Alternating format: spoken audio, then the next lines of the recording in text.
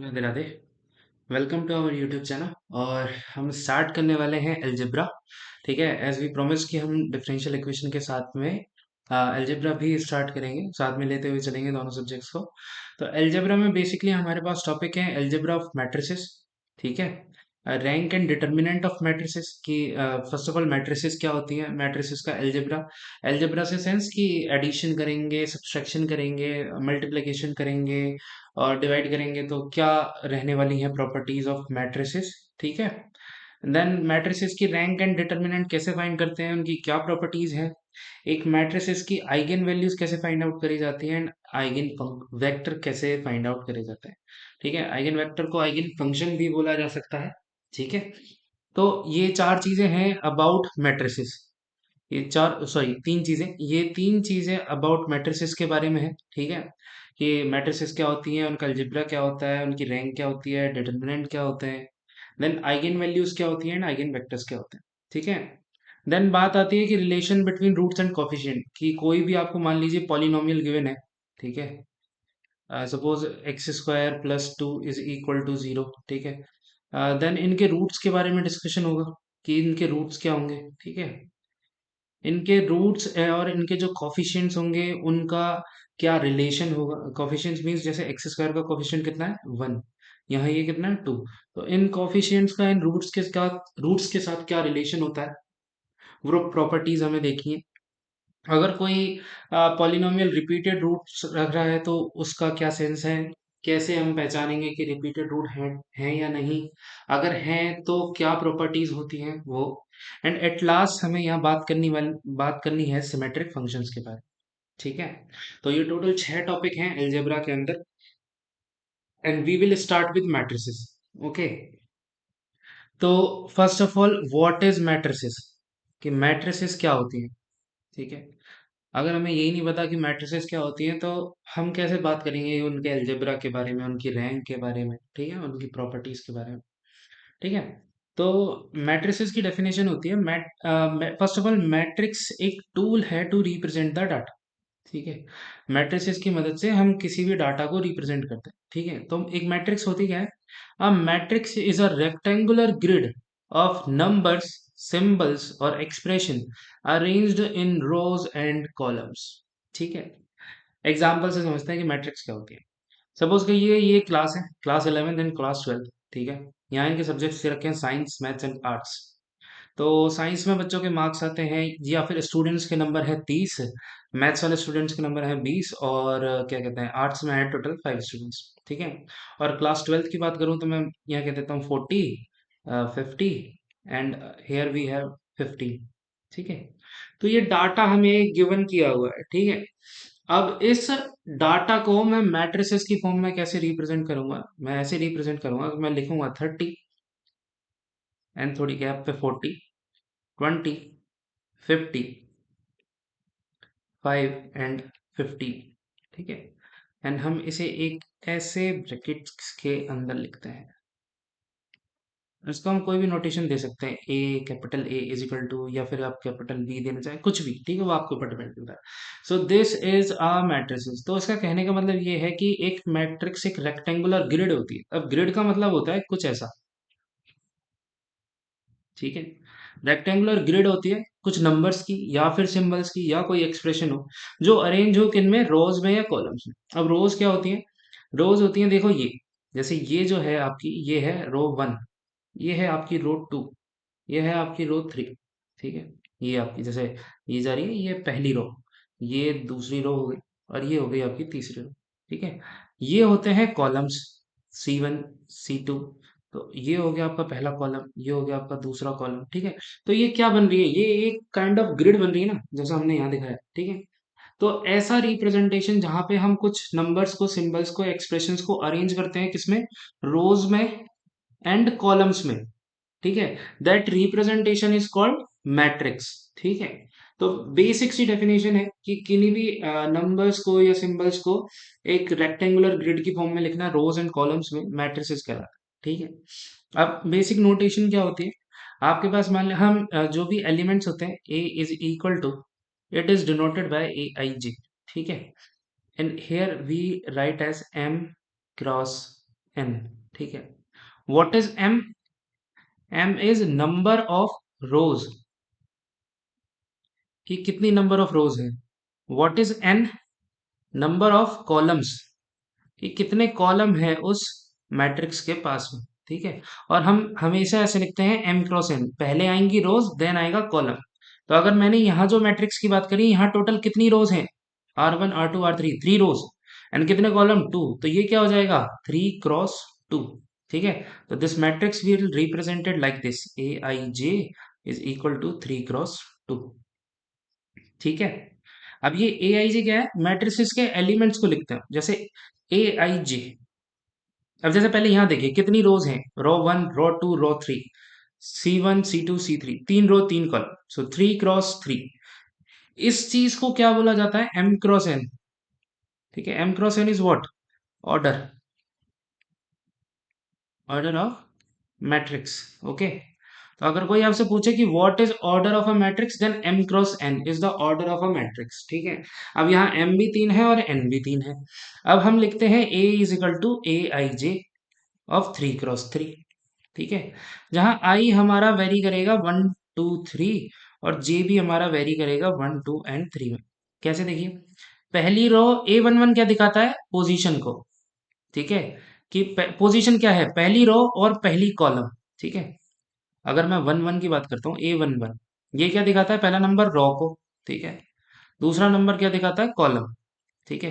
तो A11 का मतलब हो गया पहली रो एंड पहला कॉलम, मीन्स ये वाला है, ठीक है। A12 आपको क्या बताता है? पहली रो एंड दूसरा कॉलम, ठीक है। तो पहली रो तो ये रही एंड दूसरा कॉलम आएगा, तो ये कहाँ इंटरसेक्ट करेंगे? यहाँ। तो जो Aij होता है ना, वो आपकी पोजीशंस को बताता है कि कोई भी एलिमेंट एक मैट्रिक्स में कौन सी पोजीशन पे रखा हुआ है, ठीक है। तो जैसे मैं आपको कोई भी एक मैट्रिक्स दे देता हूँ, सपोज करिए ऐसे कि 1 2 3 एंड 2 4 1 एंड 0 2 0, एंड देन मैं आपसे इस मैट्रिक्स में पूछूंगी व्हाट इज A32, तो आपका आंसर होना चाहिए कि आप लोकेट करेंगे A32 मतलब third row and second column. तो थर्ड रो हमारी ये रही एंड सेकंड कॉलम हमारा ये रहा, तो कहाँ पे इंटरसेक्शन हुआ? यहाँ पे। तो A32 is what? Equal to 2। तो Aij हमें क्या बताता है? पोजीशन बताता है, ठीक है। तो हम मैट्रिसेस को जनरली इस फॉर्म्स में लिखते हैं, और शॉर्ट फॉर्म में हम लिखते हैं A is equal to Aij, ठीक है, which is M cross N, okay. तो M cross N is what? Order of matrix, ठीक है। स्पेशल नोट बना के लिख लीजिएगा कि what is order of matrix, it is M cross N, ठीक है। अब अगर हम बात करें कि नंबर ऑफ एलिमेंट कितने होंगे एक मैट्रिक्स के अंदर,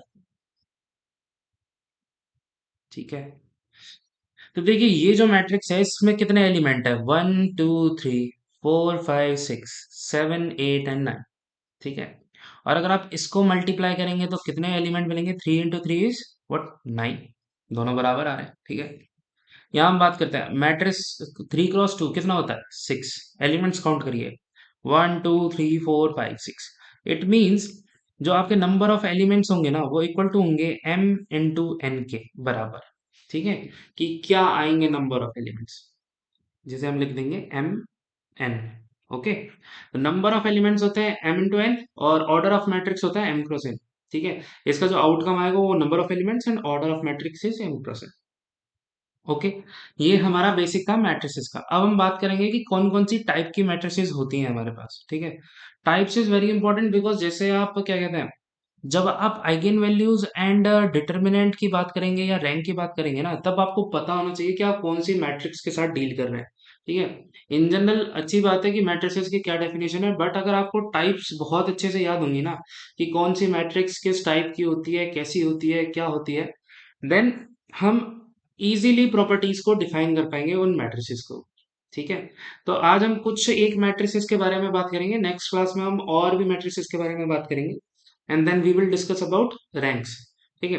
तो फर्स्ट ऑफ ऑल बात करते हैं टाइप्स ऑफ मैट्रिसेस के बारे में, कि मैट्रिसेस में कौन कौन सी टाइप्स होती है। Then first one is row matrix. Row matrix क्या होती है? A matrix in which only single row is present is called row matrix. कहने का मतलब क्या है कि जो हम बात कर रहे हैं ना कि m क्रॉस n है हमारा, तो m हमारा क्या दिखाता है? रोज को। तो कोई भी रॉ मैट्रिक्स क्या कहती है कि A matrix in which only single row is present, it means m is equal to 1. तो कोई भी मैट्रिक्स देखिए यहाँ मैंने लिखा हुआ है A is equal to A I J 1 cross n, it means m बराबर होगा 1। उसके बाद आप कॉलम्स चाहे जितने ले लें, ठीक है। तो अगर मैं मैट्रिक्स लिखता हूँ A इज इक्वल टू 1 0 2 3 4 5, ठीक है। तो ये क्या है देखिए, इसमें कॉलम 1 2 3 4 5 6, तो this is a matrix of 1 cross 6 order. और इसके एलिमेंट कितने हैं? 6 एलिमेंट्स, ठीक है। ऐसी मैट्रिक्स जिसमें केवल एक रो हो, only single row, is called row matrix. Same definition is apply on column, कि अगर एक मैट्रिक्स जिसमें केवल एक कॉलम हो, ठीक है, only a single column, then the matrix is called column matrix. तो यहाँ पे जो n होगा इस टाइम वो 1 बन जाएगा। इट मीन्स जो आपकी मैट्रिक्स बनेगी वो कुछ इस टाइप की बनेगी, a is equal to 1 -1 0, then this is 3 cross 1, जहाँ 3 रोज हैं हमारे पास और एक कॉलम है हमारे पास, ठीक है। अब बात आती है रेक्टेंगुलर मैट्रिक्स की, ठीक है। A matrix in which row and columns are in different numbers is called rectangular matrix। जैसे हमने स्टार्टिंग में ये बनाई है, यहाँ नंबर ऑफ रोज कितनी है 3, नंबर ऑफ कॉलम कितने हैं 2, तो ये मैट्रिक्स कैसी बनी? एक रेक्टेंगुलर मैट्रिक्स है, ठीक है। तो सिंपल आप कोई भी एग्जांपल ले लीजिए, जैसे मैं बना देता हूँ 2 3 -1 0 0 1 0 1। तो कितनी रोज है इसमें? रो 1 रो 2, C1 C2 C3 and C4, and here ये रो 1 and रो 2। तो this matrix is 2 cross 4, and कितने एलिमेंट है इसमें? 8 एलिमेंट्स, ठीक है। तो ये हमारी क्या हुई? Rectangular matrix. अब हमारी आती है एक important matrix which is called square matrix. A matrix in which number of row and number of columns are same is called square matrix, ठीक है। मीन्स जितने नंबर ऑफ रोज होंगे उतने नंबर ऑफ कॉलम्स, मतलब m is equal to n। तो आप इसको ऐसे लिख सकते हैं, a is equal to A I J n cross n और m क्रॉस n।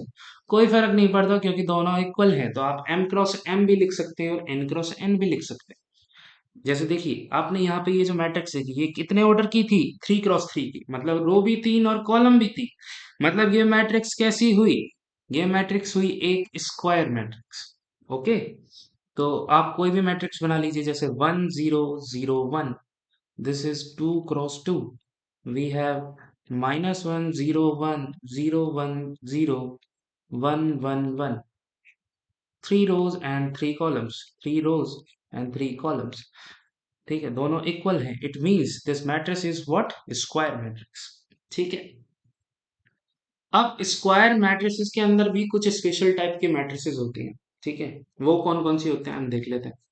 सम स्पेशल स्क्वायर मैट्रिसेस। फर्स्ट आता है डायगोनल मैट्रिक्स।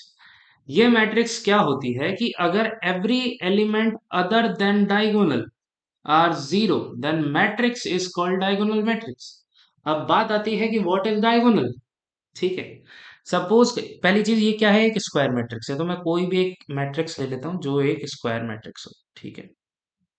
मैंने लिया A11, A12, A13, A21, A22, A23, A31, A32, A33।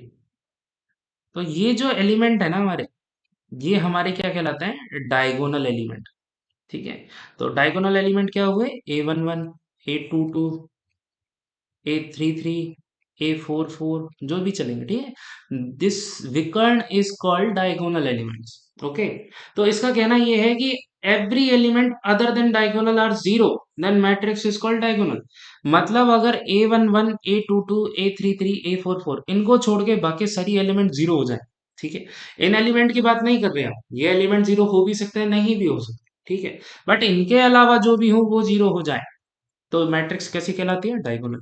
इसको हम मैथमेटिकली कैसे रिप्रेजेंट करते हैं? देखिए A is equal to A I J N cross N, where A I J is equal to zero when I not equal to J, क्योंकि diagonal पे हमेशा आई equal to जे होता है। देखिए 1 1 2 2 3 3, तो आई बराबर जे हो गया। ये मैट्रिक्स वो होती है कि जहां I not equal to J हो वहां ए आई जे होगा कैसा? Equal to zero. जैसे एग्जाम्पल के लिए मैं आपको ये दे देता हूँ, 1 -1 2, and all the other elements are 0, then this matrix is what? Diagonal matrix. Okay, तो diagonal matrix को कुछ ऐसे भी लिखा जाता है DAIG, A11, A22, A33, जितने भी ऑर्डर की होगी उस अकॉर्डिंग 3 क्रॉस 3। ठीक है, ऐसे भी लिख देते हैं शॉर्ट फॉर्म में। अब बात आती है स्केलर मैट्रिक्स की कि what is a scalar matrix. If every element other than diagonal are zero. देखिए यहां तक दोनों की डेफिनेशन सेम है। If every element other than diagonal are zero, if every element other than diagonal are zero, but इसमें एक extra condition है, and all the diagonal elements are equal, then matrix is called scalar matrix. कहने का मतलब ये है कि मान लीजिए ये आपके पास है A11, ये है आपके पास A22, ये है आपके पास A33, 0 0 0 0 0। तो डायगोनल एलिमेंट को छोड़ के अभी तक सारे के सारे एलिमेंट जीरो हैं, तो ये मैट्रिक्स कैसी हुई? डायगोनल मैट्रिक्स हो गई। ठीक है, अब मैं ये कह देता हूं कि अगर A11 बराबर हो जाए A22 के और A22 बराबर हो जाए A33 के, तो ये तीनों एलिमेंट कैसे हो गए डायगोनल के? इक्वल टू समथिंग मान लेते हैं A के। ठीक है, तो तीनों एलिमेंट कैसे हो गए? बराबर। तो वो यही कहना चाह रहा है कि if all the diagonal elements are equal, then matrix is called scalar matrix. फिर ये डायगोनल मैट्रिक्स हमारी बदल के क्या कहलाती है?